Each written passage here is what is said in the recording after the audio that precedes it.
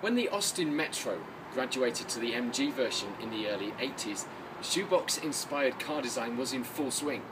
The way to make a car sportier was to make it boxier and flick some red paint at it, which was fine, as was the 63 horsepower quoted for the sporty Metro. Some people believed that this was a possible rebirth of the Mini Cooper, a small, quick, nimble British car with humble beginnings and a sting in its tail. But even with an MG Metro Turbo race series, the car lacked the motorsport success of the Mini. So while the boardrooms and design houses of British Leyland were full of scurrying technicians and excited marketing people, it fell to the dreams of a young petrolhead on his way to school in his mum's Metro to bring about a new British motorsport legend. This is the, until now untold, story about the birth of the Metro 6R4. Untold because it's probably untrue, but I fail to believe anyone over the age of 6 designed this. British Leyland's entry into the formidable Group B international rallying category, the pinnacle of world motorsport in the 80s and the maker of legends. In 1985, the 6R4 was launched to a hungry British motorsport public, the majority of whom would never get to see the car in action, let alone drive it.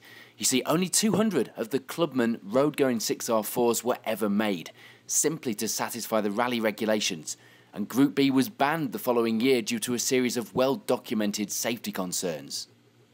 But fast forward to the mid-90s, and the Metro 6R4 would be a familiar sight and sound on the stages of national rallies and rallycross events, albeit with a more modest engine spec to allow it to escape a blanket ban from the sport, like its counterparts. Although Tony Pond managed an impressive 3rd overall on the Lombard RAC rally when the car was launched, it would have to rely on success in Clubman hands to prove its worth. So how did this unsuccessful, short-lived rally car achieve such legend status among generations of motorsport fans? Because it appeals to something deep down inside every petrolhead.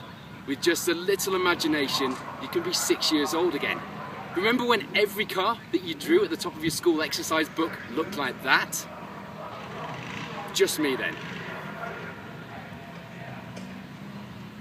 The truth is, the 6R4's brutal power and looks, the fact that you wear a V6 engine like a rucksack, and the fact that it came from an era of motorsport that spat out more heroes and legends than any other, makes this one of the most incredible cars ever built. My favourite part, though, of this Clubman version, of which they only built 200, is this. It's a special switch that they had installed. They call it a key. You put it in here, you turn it, and you become a rally driver.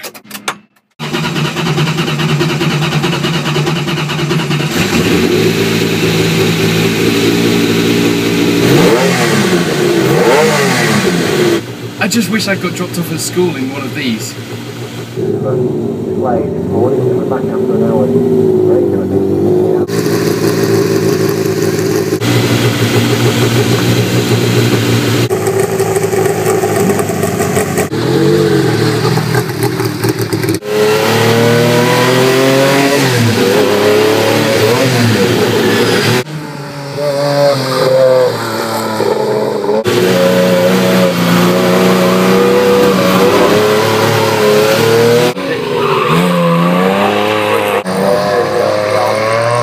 Road and nice.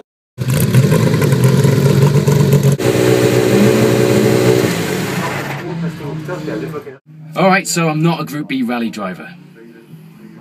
I tell you what, you don't need to drive this Metro 6R4 to feel the magic of it. But thanks to rallying with Group B and Gary Hewitt, the owner of this particular car, I got to do just that. Like hundreds of thousands of other motorsport fans, I will always be under the spell of this fantastic 80s rallying legend. And like hundreds of thousands of children of the 80s, I will always live with the knowledge that, had I got there first, I could have designed it too.